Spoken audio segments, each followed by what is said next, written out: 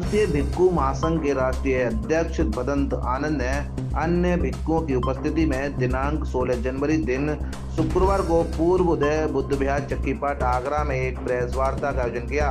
राष्ट्रीय अध्यक्ष भदंत आनंद ने मीडिया कर्मियों को बताया कि देश अंधविश्वास की ओर धकेला जा रहा है, देश का भाईचारा खंडित हो रहा है, सामाजिक संगठन एकता की विचारधारा को खंडित कर रहे हैं, दलित, पिछड़े, वंचित बहुजन समाज पर अत्याचार किया जा रहा है, धर्म के नाम पर सांप्रदायिकता बढ़ रही है, देश के लोकतंत्र पर खतरा मंडरा रहा है। समाज में एकता, भाईचारा और मानवता का सृजन करने और देश में बौद्ध धर्म के प्रति जागरूक करने के उद्देश्य से आगरा में 6, 7 और 8 मार्च 2026 को राष्ट्रीय भिक्खु महासंघ के तत्वाधान में एक विशाल बौद्ध राष्ट्रीय सम्मेलन का आयोजन किया जाएगा।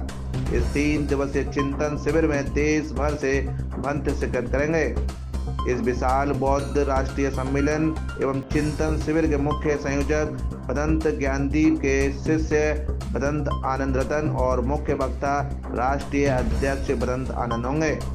यह सम्मेलन समाज में एकता, भाईचारा और मानवता स्थापित करने के साथ बौद्धिस्टों को नई दिशा, नई सोच देने में सहायक साबित होगा। राष्ट्रीय भिक्खु महासंघ की प्रेस वार्ता में राष्ट्रीय अध्यक्ष भदंत आनंद, भंते धम्मदीप, भंते मोद कल्याण, भंते बोधि रतन, भंते देवमित्र आदि उपस्थित रहे। 2003 से आगरा में कोई विशाल धार्मिक कार्यक्रम नहीं हुआ है, इसलिए लंबे समय से मेरा भदंत ज्ञानदीप के शिष्य आनंद रतन से वार्तालाप होता रहा है। आनंद रतन की एक इच्छा है कि भंते जी जिस तरह से गुरु के काल में त्रिदिवसीय यहाँ पर राष्ट्रीय स्तर पर बौद्ध भिक्षुओं का अधिवेशन हुआ था, वो इस बार भी होना चाहिए।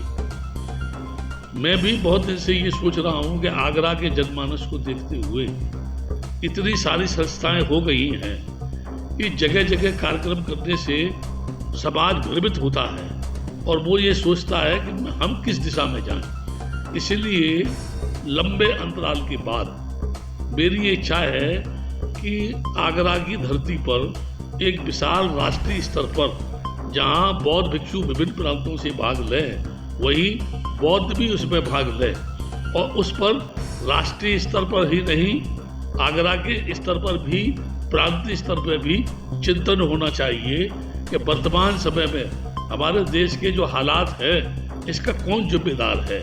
आगरा में जो आगरा दलित समाज की राजधानी माना जाता है, दलित एकता की यानी जो है राजधानी माना जाता है, आज वहाँ राजनीतिक स्तर पर देखता हूँ, सामाजिक स्तर पर देखता हूँ, धार्मिक स्तर पर देखता हूँ तो मुझे बिखराव नजर आता है, एकता नजर नहीं आती है।